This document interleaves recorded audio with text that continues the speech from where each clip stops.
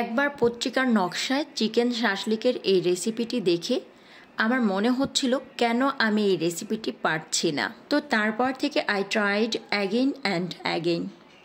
তো এখন এটা আমি নিজেই বাসায় পারফেক্ট রেসিপিতে তৈরি করতে পারি, তাই এটা খেতে আর রেস্তোরাঁয় যেতে হয় না। পারফেক্ট রেসিপিতে শাসলিক তৈরি করতে let's get cooking and welcome back to দিলশাহারাজ ওয়ার্ল্ড।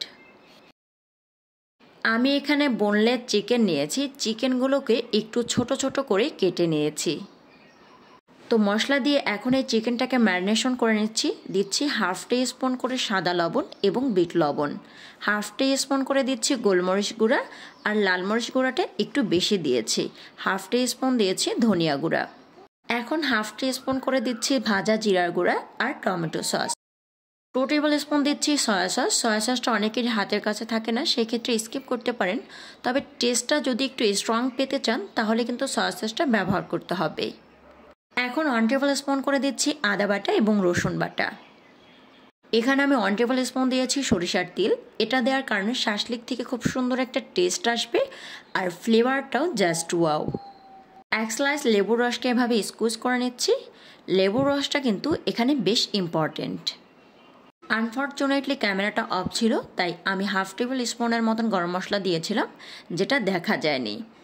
এখন মশলার সাথে চিকেনটাকে খুব ভালো করে মিশিয়ে নিচ্ছি। মশলা মেশানো হয়ে গেলে চিকেনটাকে ম্যারিনেট করে রেখে দেব 10 মিনিটের জন্য।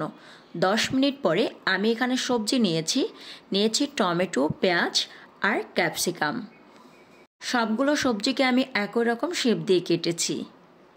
চিকেনের সাথে সবজিটা ম্যারিনেশন করে রেখে দিলে সবজিটা চুপসে যেতে পারে, অথবা সবজি থেকে অনেকটা পানিও ছেড়ে দিতে পারে।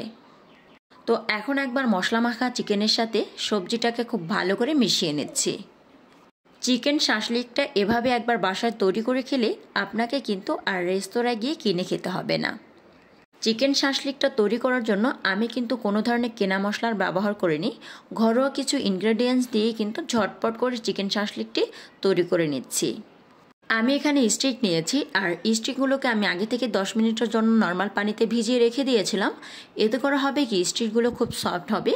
আর স্টিকগুলো ড্রাই থাকার কারণে অনেক সময় হয় কি, আগুনের তাপে এটা ভেঙে যেতে পারে। এখন আমি আমার পছন্দ মতো স্টিকটাকে সাজিয়ে নিচ্ছি। অ্যান্ড আই থিঙ্ক দ্যাট আমার থেকেও অনেক সুন্দর করে আপনারা এই কাঠিটাকে ডেকোরেশন করবেন। শাসলিকের কাঠিটা সাজানো অ্যাকচুয়াল আপনার উপরে ডিপেন্ড করে, যেমনটা চুজ করেন। তো এভাবেই সবগুলো কাঠিকে আমি সাজিয়ে নিচ্ছি। কাঠি ডেকোরেশন করার পরে এটাকে কিন্তু আর রেস্টে রাখার কোনো দরকার নেই। আমার টোটাল 4টা কাঠি হয়েছে। এখন একটা ফ্রাইং প্যানে 2 টেবিল স্পুনের মতন সরিষার তেল দিয়ে নিচ্ছি। আপনারা চাইলে সরিষার তেলের পরিবর্তে এখানে রেগুলার রান্নার তেলটাও ব্যবহার করতে পারেন, তবে সরিষার তেল থেকে কিন্তু এক্সট্রা একটা স্মেল বের হয়। তেলটাকে প্যানের গায়ে খুব ভালো করে স্প্রেড করে দিচ্ছি। তেলটা খুব বেশি সময় ধরে গরম করার কোনো দরকার নেই। এতে করে হবে কি, শাসলিকগুলো দেওয়ার সাথে সাথে কিন্তু তলানিটা পুড়ে যাবে। যদি শাসলিকটা ওভেনে দিয়ে করতে চান তাহলে ওভেনের তাপমাত্রা 200 ডিগ্রি সেলসিয়াস তাপমাত্রায় রেখে 30 মিনিট সময় ধরে এটাকে বেক করে নিতে হবে। আমি যেহেতু শাসলিকের রেগুলার লাভার, আর প্যানে এটা কুক করতে আমি কমফোর্ট ফিল করি। তবে শাসলিক তৈরির ক্ষেত্রে ওভেন অথবা ফ্রাই প্যান যেটাই বলি না কেন, 30 মিনিটের কমে কিন্তু এটা কুক করা যায় না। শাসলিকটা কুক করার ইম্পর্টেন্ট স্টেপ হচ্ছে চুলার আঁচকে মিডিয়াম থেকে লোতে রেখে একটু সময় নিয়ে এটাকে কুক করে নিতে হয়। আর তাড়াহুড়া করতে গেলে কিন্তু এটার ব্যাক সাইডটা পুড়ে যাবে আর ভেতরটা খুব ভালো করে কুক হবে না। একটা ঢাকনা দিয়ে চুলার আঁচকে মিডিয়াম থেকে লোতে রেখে এটাকে কুক করে নিয়েছিলাম টানা 10 মিনিটের জন্য।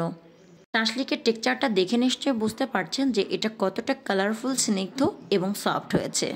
ভীষণ সুন্দর একটা ফ্লেভার পাচ্ছি, আর এটা খেতে জাস্ট ইয়াম্মি। এরকম সুন্দর, সহজ এবং সুস্বাদু রেসিপি পেতে অবশ্যই দিলশাহারাজ ওয়ার্ল্ডের সাথেই থাকবেন। আপনারা দেখছিলেন দিলশাহারাজ ওয়ার্ল্ড। ভিডিওটি ভালো লাগলে একটি লাইক করবেন এবং চ্যানেলটিতে সাবস্ক্রাইব করে পাশে থাকার আমন্ত্রণ করছি।